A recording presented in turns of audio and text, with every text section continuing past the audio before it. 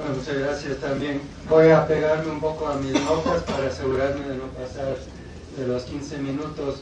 Y mi perspectiva esta tarde es más bien una mirada al futuro. Hemos oído acerca de lo que se ha hecho, lo que se está haciendo, cuáles son las perspectivas o las probabilidades para el futuro.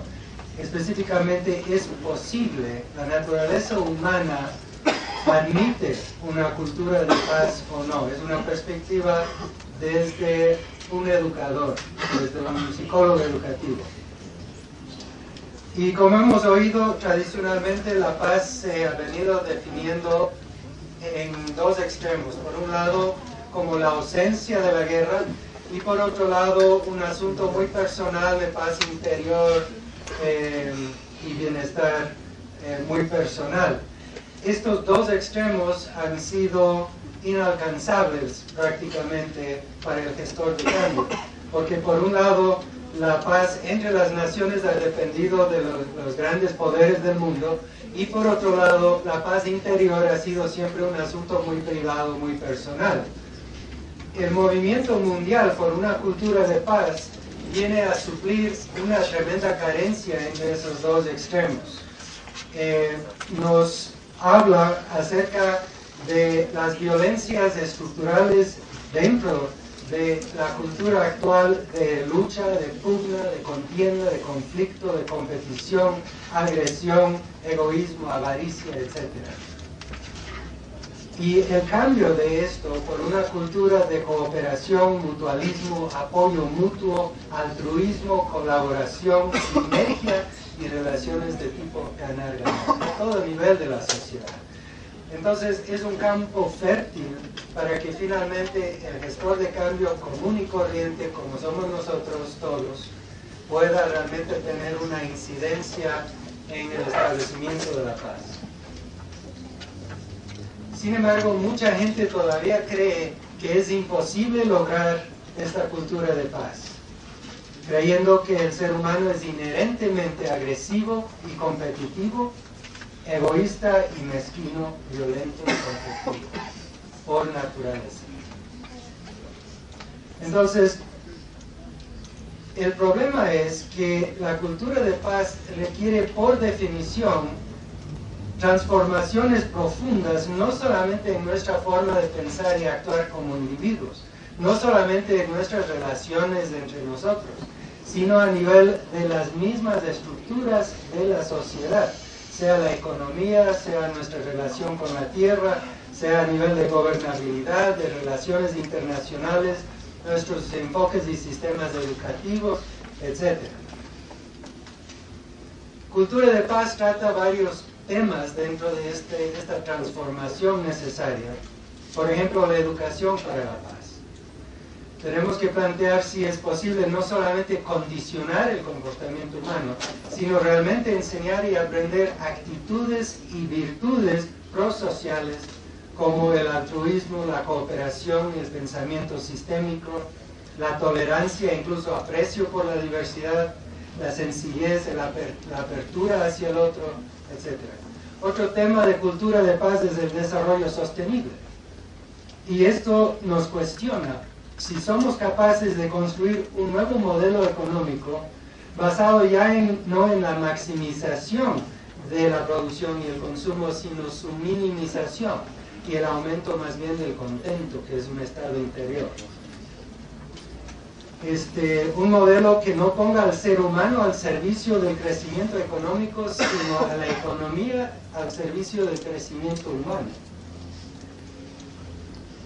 Un sistema en el cual desaparezcan tanto la extrema pobreza con su tremendo desperdicio de vida humana, como la extrema riqueza por su poder desmedido en el mercado y en la política. Otro tema de cultura de paz es la democracia participativa. Y esto nos cuestiona si somos capaces, los seres humanos, de construir un modelo de gobernabilidad basado ya no solo en la democracia representativa, sino en una verdadera democracia participativa. Ya no en el poder sobre y el poder contra, sino un poder con y un poder a favor de. Ya no en el divisionismo político y partidista con sus contiendas electorales y conflictos entre gobierno y oposición, sino en la alineación de los intereses comunes de toda la humanidad, con un único propósito, pensamiento y acción, no dominado por el poder económico como en las actuales plutarquías o plutocracias, mal llamadas democracias, sino con la separación de Estado y corporación. Otro tema de cultura de paz es los derechos humanos, como se ha mencionado bastante esta noche. Esto cuestiona si somos capaces los seres humanos de ir más allá de las concepciones legalistas y de la lucha por los derechos propios, al cultivo de una nueva ética mundial basada en la protección y promoción de los derechos de los demás, reconociendo el principio de mayordomía que fue expresado en la reciente conferencia Río +20, según el cual cada uno llega al mundo como fideicomiso de todos y a su vez carga una parte de la responsabilidad de todos, del bienestar de todos. Otro tema, entre los 7 u 8 temas de cultura de paz, es el desarme. Y el desarme requiere de la eliminación de la carrera armamentista como fin disuasivo y por lo tanto de la eliminación de un poderoso complejo industrial militar. Esto es una imposibilidad práctica dentro del actual paradigma del sistema de seguridad nacional, basado en la soberanía ilimitada del Estado nacional. Debemos preguntarnos, ¿es capaz la raza humana de tomar el próximo paso en su evolución sociopolítica y construir un Estado mundial, una federación mundial de naciones, gobernada por un sistema legal con funciones legislativa, ejecutiva y judicial, un sistema de soberanía compartida que posibilite la seguridad colectiva, una verdadera democracia mundial que reemplace a la actual situación de anarquía internacional? Ahora, las respuestas a estas preguntas se pueden agrupar en 3 categorías generales. Las respuestas estratégicas, las respuestas estructurales y las respuestas motivacionales. Las estratégicas proponen mecanismos para mitigar los impactos negativos de las actuales estructuras económicas, ambientales, geopolíticas y de gobernanza. Son medidas paliativas inmediatas en vista de la violencia estructural que es generada por estas instituciones. Las propuestas estructurales, en cambio, plantean reformas profundas desde la misma conceptualización de esas instituciones, tanto económicas, de gobernanza, geopolíticas, desde la actual lógica que les mueve de ganar-perder a una nueva lógica de ganar-ganar. Y la normalización de esas relaciones de ganar-ganar dentro de esas instituciones. En palabras de Dodd Tamscott, el autor de Macro Wiki Economía, dice: es necesario resetear todos los viejos modelos, enfoques y estructuras de la sociedad, o arriesgaremos la parálisis y el colapso. Sin embargo, aquí es donde surge la duda respecto a si las reformas necesarias serían contrarias a la naturaleza humana y por tanto imposibles de implementar por la vía democrática. Justamente la tercera categoría de propuestas, las motivacionales, aborda este asunto al cuestionar si el ser humano es egoísta y agresivo por naturaleza, si es inherentemente pacífico y altruista, en cambio, o si simplemente es educable. En mi carrera como pedagogo me he especializado en la educación para la paz y particularmente en la formación de gestores de cambio social hacia una cultura de paz. Y a lo largo de estos años he oído repetidas veces argumentos en el sentido de que las transformaciones propuestas, tanto personales como estructurales, no eran posibles debido a que el ser humano era inherentemente egoísta y conflictivo, acaparador y agresivo por naturaleza.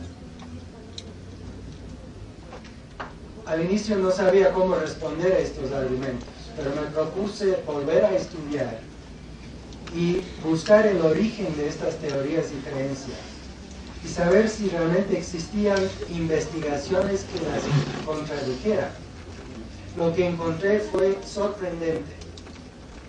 La mayoría de estas teorías, según las cuales el ser humano es egoísta y violento por naturaleza, fueron formuladas hace unos 100 años o más. No eran realmente teorías en sentido científico, sino meras especulaciones de escritorio. Muchas de ellas ni siquiera calificaban como hipótesis, ya que padecían falencias como la no falseabilidad. Que el ser humano no solo es capaz de actitudes y comportamientos pacíficos y altruistas, sino que muestra una cierta predisposición en este sentido desde la temprana infancia.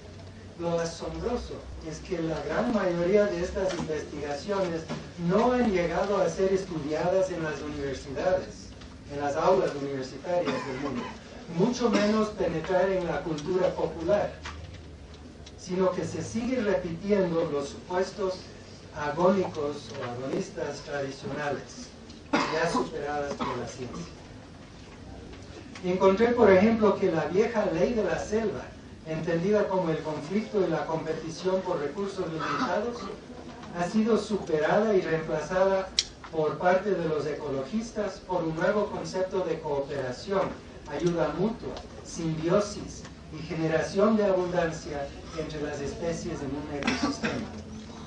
Descubrí además que la ley de la supervivencia del más apto no había favorecido a los hombres más agresivos, conflictivos y acaparadores, sino más bien a comportamientos más adaptativos como la cooperación, el altruismo, la tolerancia, la reconciliación y la capacidad de convivir pacíficamente, la cual ha posibilitado la supervivencia y el avance de la especie humana a pesar de los grandes desafíos ambientales y su falta de defensas naturales. Aprendí que la evolución de las especies mediante la selección natural no fue necesariamente un proceso competitivo, que un mecanismo mucho más importante que la mutación genética ha sido la simbiogénesis, es decir, la generación de nuevas especies mediante la combinación e integración de diversos seres en organismos más complejos, en un proceso cooperativo y de ayuda mutua. Averigüé que no existe en el ser humano normal un instinto asesino, ni tampoco un cerebro violento, sino más bien parece que estamos cableados para rehusarnos a hacer daño al prójimo y más bien a auxiliarlo. Por ejemplo, a pesar de los enormes esfuerzos realizados durante la conscripción por convertir a los jóvenes comunes y corrientes en máquinas de matar, las investigaciones evidencian que la mayoría de soldados jamás disparan sus armas durante una batalla, o si no disparan para otro lado, y que cuando alguno llega a matar realmente queda traumado por la experiencia. Esto no pasaría si fuéramos violentos y agresivos y asesinos por naturaleza. Encontré que la creencia en que siempre ha habido guerras y siempre habrá se debe a que se nos ha enseñado la historia como una larga cadena de batallas, completas con fechas, nombres, protagonistas y lugares, dejando afuera los largos periodos, años, décadas, siglos, milenios incluso, de paz, prosperidad y felicidad, que según algunos autores constituyen más del 90% de la historia humana. totalmente olvidados por nuestros textos de historia. Que el estado de guerra no es un estado normal de la raza humana, sino más bien representa un estado de enfermedad social que ataca periódicamente el cuerpo sano de la humanidad. Y el hecho de que estamos viviendo ahora un tiempo conflictivo, una de las etapas conflictivas de la raza humana, y el hecho de que los medios masivos parecen estar enamorados de estos conflictos y nos muestran todos los días lo más que pueden, nos enfatiza o refuerza esa idea de que la guerra es un estado natural. No es. Descubrí que, a pesar del gran mito del ser humano como necesariamente egocéntrico y motivado por intereses personales inmediatos, las investigaciones científicas más bien nos muestran un ser humano con una gran capacidad innata para las actitudes prosociales, altruistas, generosas, motivadas por la excelencia y por la pertenencia dentro de relaciones sociales.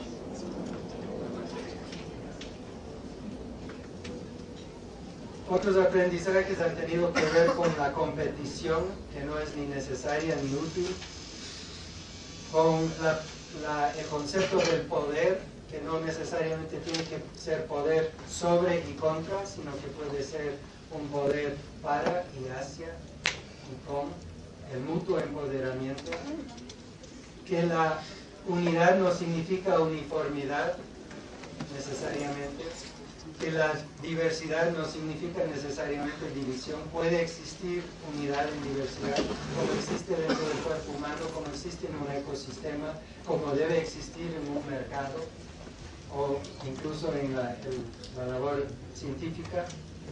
Que la unidad no implica necesariamente la pérdida de identidad, sino que nos identificamos con unidades cada vez más grandes, familia, comunidad, estado, mundo, raza humana.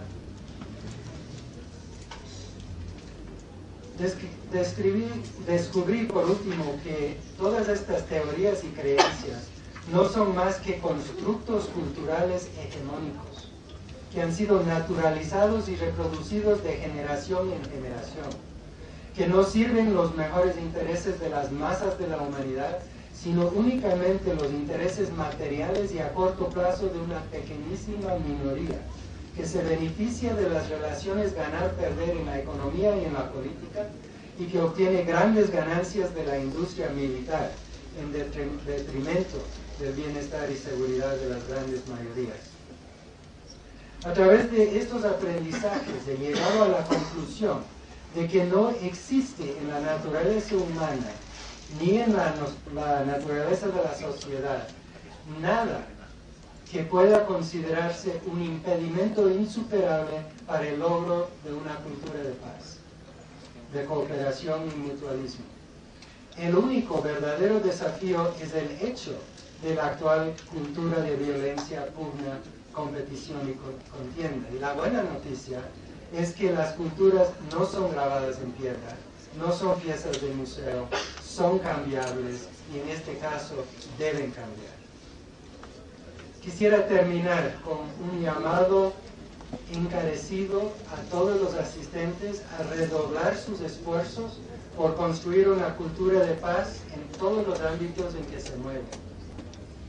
Ofrezco como recurso el programa de formación de gestores de cambio social hacia una cultura de paz, que se puede encontrar en nuestro sitio web, que es www.culturadepaz.petermilton.biz.